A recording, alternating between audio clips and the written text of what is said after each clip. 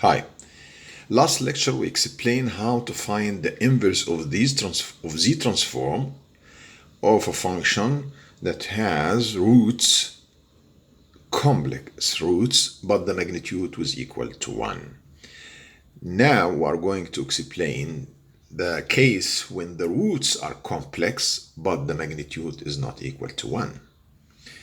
You can see the formula here. Sine and cosine multiplied by a constant a to the power of k, exponential function. What a change happened here. First, the denominator for both, they are the same for the sine ak and cosine ak, except that these denominators are different than the case when it was pure sine. If you remember, we don't have a square. Or you can say a was equal to 1, so it was end by 1. But now you have another number different than 1. That when you know that it's not pure sine cosine, no, it's modulated sine and cosine multiplied by exponential expression a power k in both cases.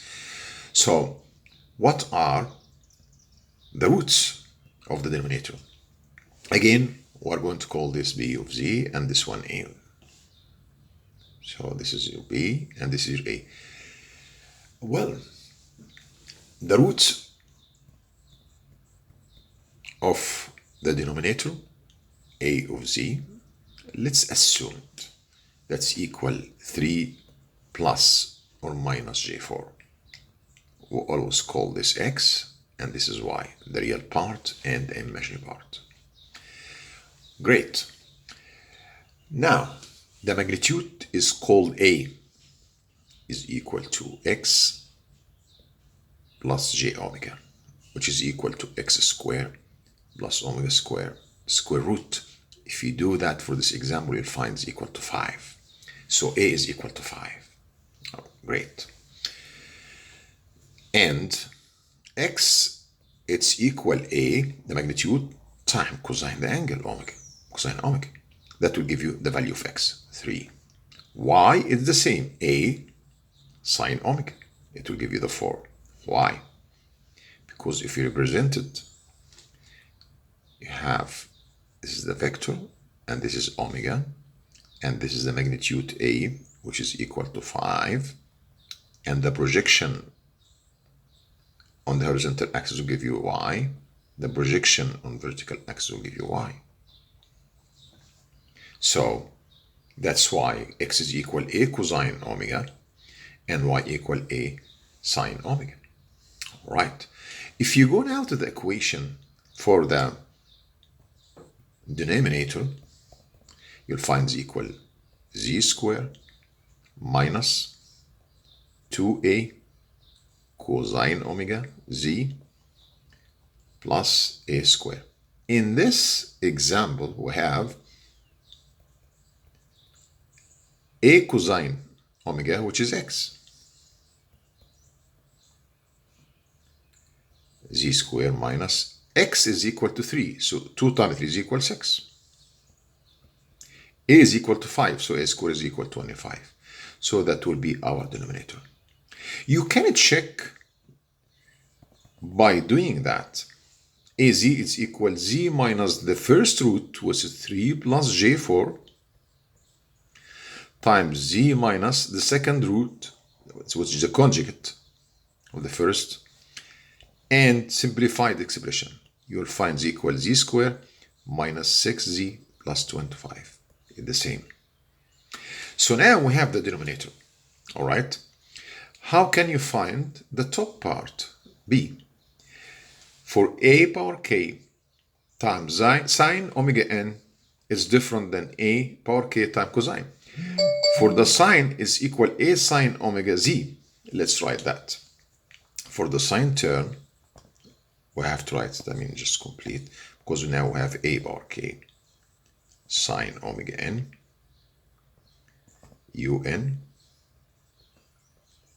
You will have z, let's just check back again, and the coefficient a sine omega in the top. So let's write a sine omega. That's the coefficient of z. And a sine gamma is equal to y. And y is equal to 4. So it's equal to 4z. So if you want to find the sine, ak power sine, what's a is 5. So we can write 5 power k sine omega n un. It will give us 4z over the denominator that we found is z squared minus 6z plus 25. That will give us a bar k, 5 bar k sine omega. By the way, omega is known. Well, you may ask how we can find omega. Here you go. Omega is equal 10 minus 1 y over x. 10 minus 1 y is equal to 4 and x equal to 3. You will get a decimal number, the angle in radian. That will be equal 0.9273 radian. All right, so we have it. So you can substitute by omega here, right? Now we want to find the expression for 5 power k cosine omega n. We know the denominator will be the same, z squared minus 6z plus 25, and the top part will be z times z minus a cosine omega, as given in the expression. And a cosine omega is equal to x, and x is equal to 3. So you can write it equal to z times z minus 3 over the denominator. And if you simplify it, to have z times z will be equal to z squared minus 3z over the denominator, z squared minus 6z plus 25. So that will be for the cosine. All right. And we did already for the sine. But this time the sine is multiplied by 5 over k and the cosine multiplied by 5 of k. Let's have an example and see how can we solve it.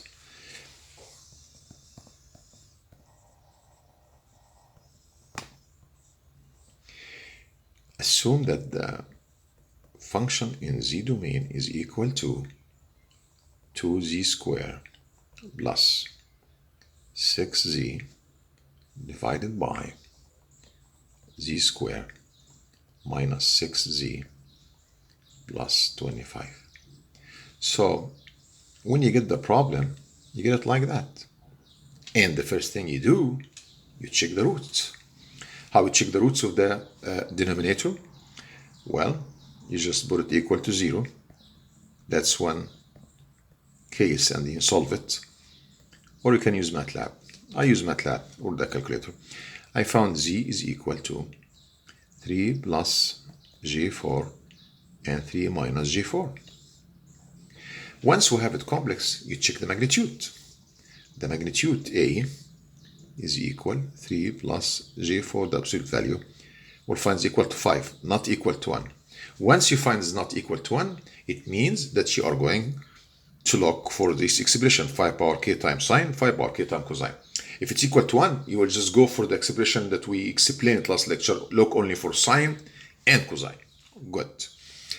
Once you have A, and you have x, and you have y, you can write the expression for the sine and the cosine, and we did that already. That's for the cosine, multiplied by the exponential, and that's for the sine. As we did in last lecture, we'll assume that this denominator, which is equal to the denominator, we'll call it b of z, is given here, 2z squared plus 6z. Well, we always express it as a combination of both sine and cosine. So let's say the sine multiplied by alpha and the cosine multiplied by beta. So the numerator for z alpha. All right, so I'll say that's equal to 4 alpha z plus the cosine multiplied by beta, z squared minus 3z times b, beta.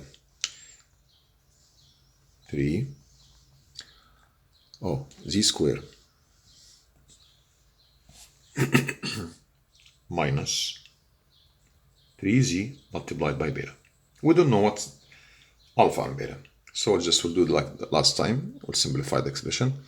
4 alpha z plus beta z squared minus 3 beta z. You have beta z squared, and what's left, take it as a common factor for z, 4 alpha minus 3 beta times z, and compare it with the numerator given in the problem.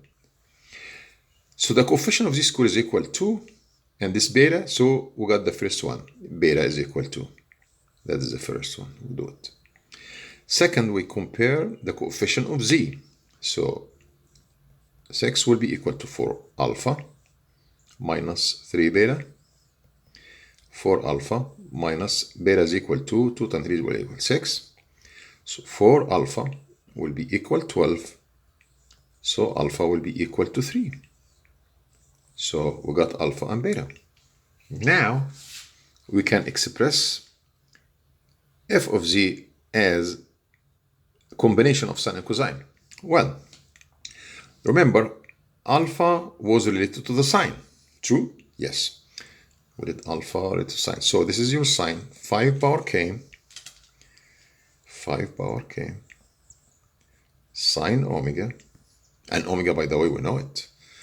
We got it in decimal. Let's just check. Yeah, this is the omega. Iridium 0.927. 0.9273 n un, and that's multiplied by alpha, which is multiplied by 3. All right, plus beta 2 multiplied by the cosine.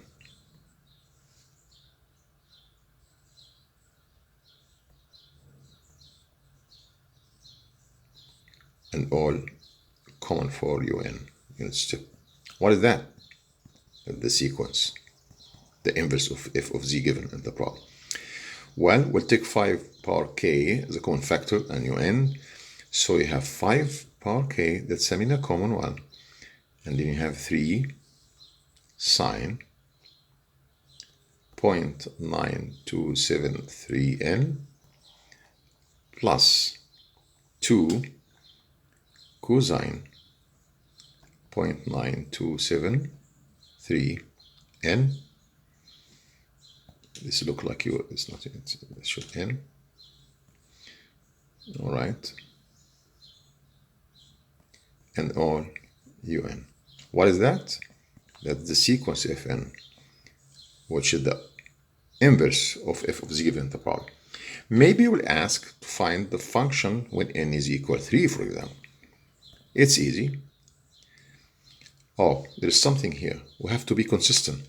You cannot just use this k and this n. Since we said n, so everything will be n, not k. So you make sure you have the same index.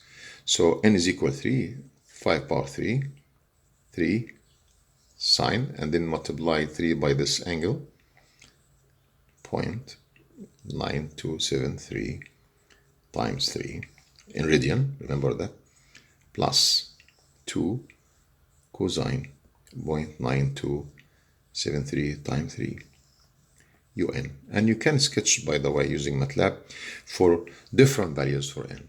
So that's how you can solve the complex roots when the magnitude is not equal 1. It's really important because, like application of modulation, if you go to communication, things like that, you are going to use a lot.